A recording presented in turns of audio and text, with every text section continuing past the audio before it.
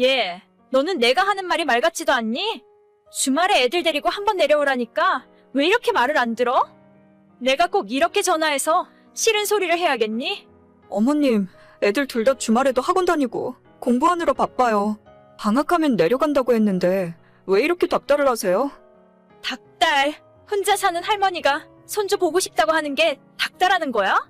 너가 애들을 쥐잡듯이 잡으니까 공부만 하느라고 놀 시간도 없지.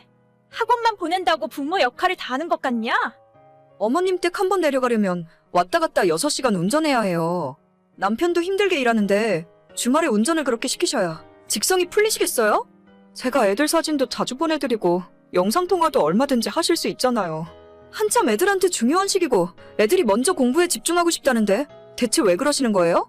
아니, 아무리 그래도 그렇지.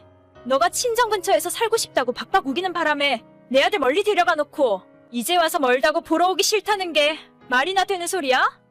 저희 결혼하고 산 지도 벌써 11년 됐어요. 제가 둘째 낳기 전만 해도 자주 내려갔었잖아요. 애들도 더 이상 할머니 안 찾고 자기 친구들이랑 놀고 싶어 해요. 너가 중간에서 애들한테 내 욕을 하니까 그렇지. 제발 그만 좀 하세요.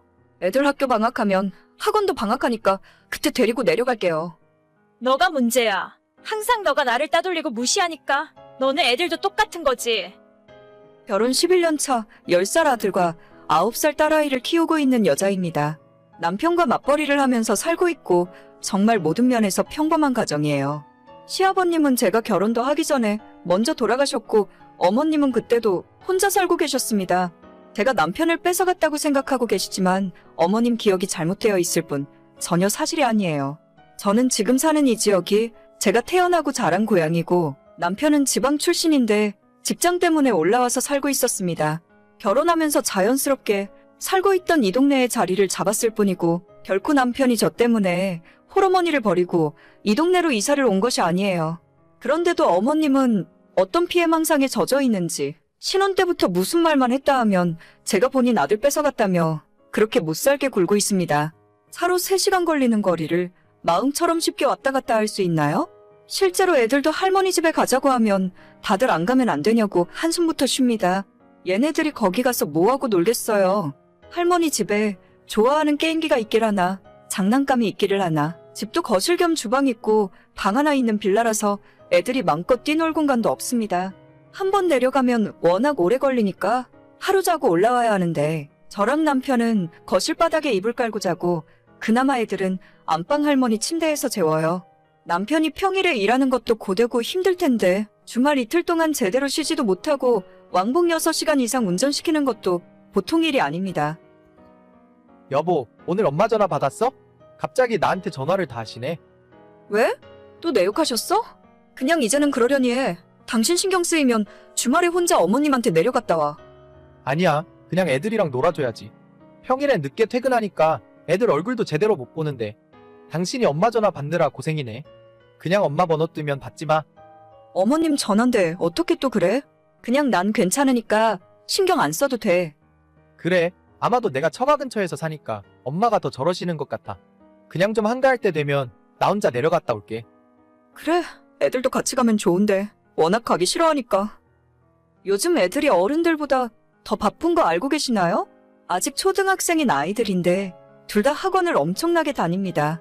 이렇게 이야기하면 제가 아이들에게 공부하라고 강요하는 엄마라고 생각하시겠지만 저희 애들 다니는 학원 중에 공부 관련한 학원은 수학학원 딱 하나밖에 없어요. 그것도 애들이 자기 학교 친구들은 다 다니는데 왜 나는 안 보내주냐고 해서 등록해줬습니다. 그 외에는 축구교실, 태권도 학원, 수영을 다녀요. 둘째는 얼마 전부터 수영 대신 피아노 배우고 싶다고 해서 피아노도 가르치고 있습니다.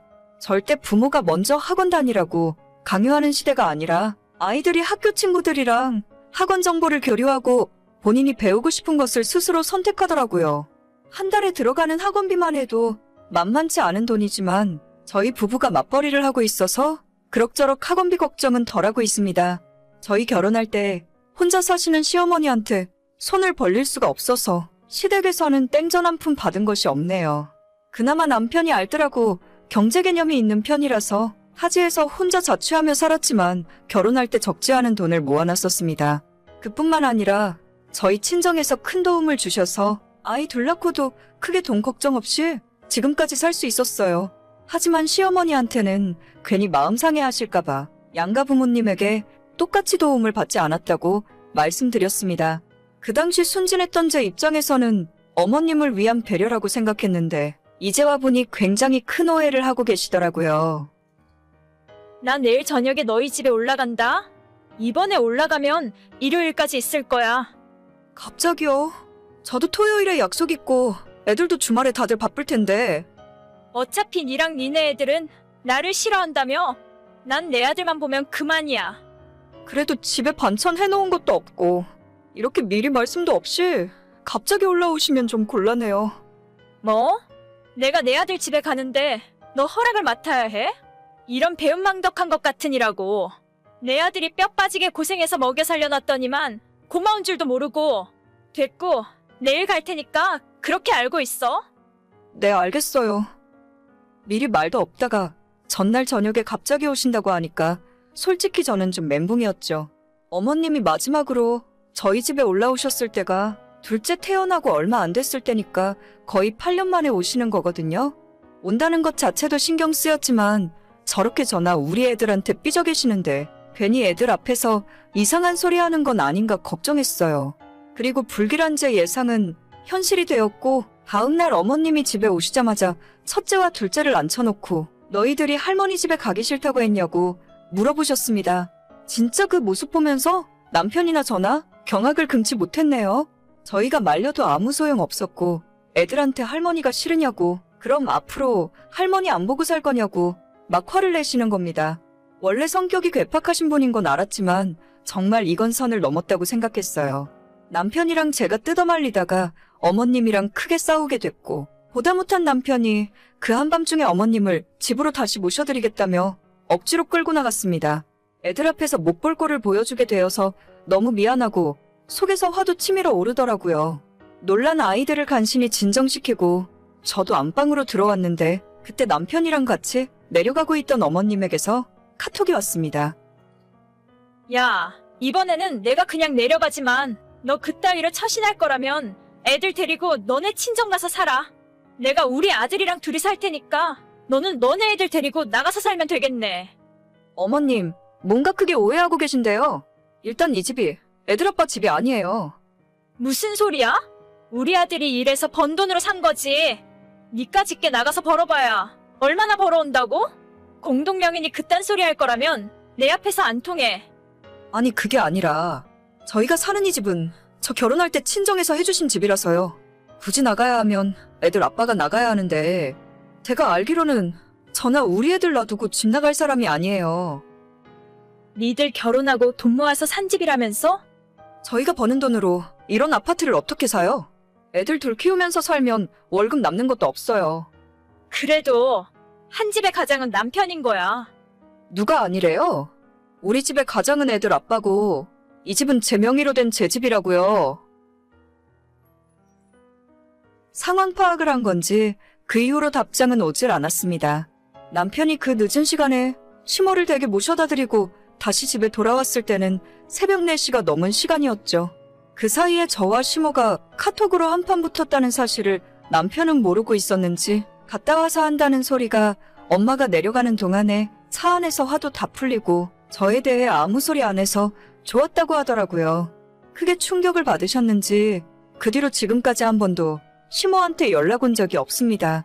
매주 꼬박 2-3번씩 전화해서 속을 다 뒤집어 놓는 분이었는데 이제는 더 이상 쫓아낸다 소리를 못 하시겠죠. 나이를 먹을수록 입은 닫고 지갑은 열라는 말이 있는데 저는 시모가 지갑까지는 안 열어도 괜찮으니까 입은 좀 닫고 계셨으면 좋겠습니다. 얘기를 하면 할수록 본전도 못 찾을 텐데 자꾸 저랑 싸워봤자 좋을 것이 하나도 없으니까요. 저도 그렇게까지 못된 사람은 아니라 평소에 며느리로서 기본은 하며 살았습니다. 8월에 애들 학원 방학하면 그때나 한번 애들 데리고 내려가야겠네요. 오늘의 사연은 여기까지입니다. 구독과 좋아요, 알림 설정은 많은 힘이 됩니다. 다들 행복하시고 좋은 하루 되세요.